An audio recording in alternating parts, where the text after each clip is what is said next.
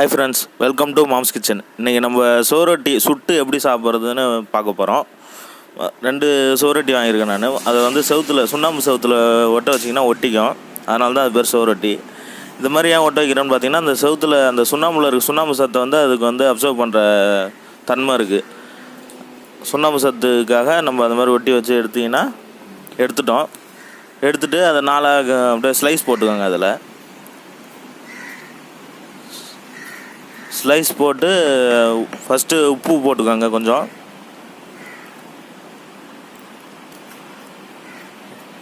உப்பு. அதுக்கப்புறமா வந்து சிவப்பு மிளகாத்தூள் 1 டீஸ்பூன் போட்டுக்கோங்க. போட்டுட்டு நல்லா மிக்ஸ் பண்ணி ஊற வச்சிடணும் ஒரு 10 நிமிஷம். அப்போ தான் வந்து அந்த ஃப்ளேவர் வந்து அந்த மண்ணீரலில் இறங்கிறதுக்காக.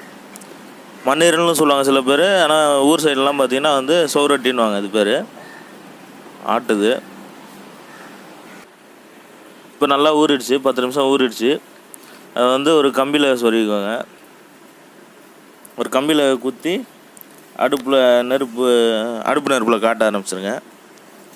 ஒரு 2 நிமிஷம் நல்லா திருப்பி போட்டு எடுத்திங்கனாலே நல்லா வெந்துடும். அது கேஸ் ஸ்டவ் நெருப்பு நான் யூஸ் பண்ணுறேன்.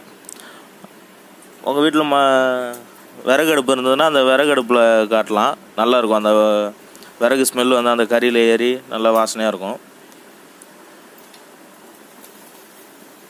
இங்கே எங்கள் வீட்டில் அந்த ஃபெசிலிட்டி இல்லாதனால நான் கேஸ் அடுப்பு நெருப்புலேயே யூஸ் பண்ணுறேன். ஆனால் இதுவும் நல்லா தான் இருக்கும்.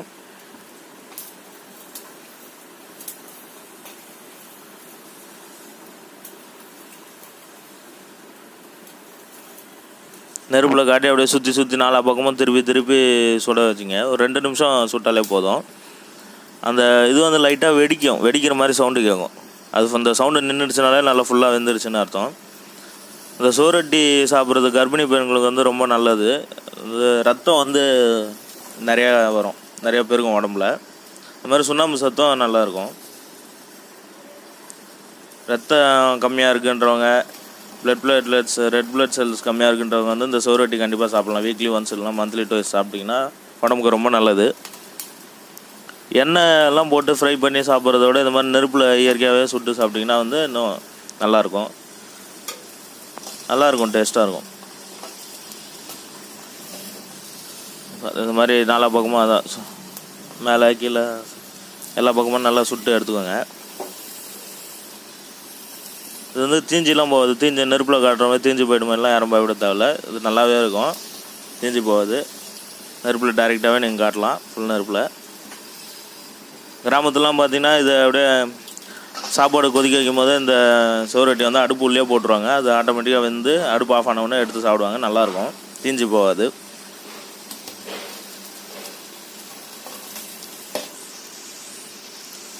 பார்த்திங்கன்னா மேக்ஸிமம் 90% வந்து வெந்துருச்சு.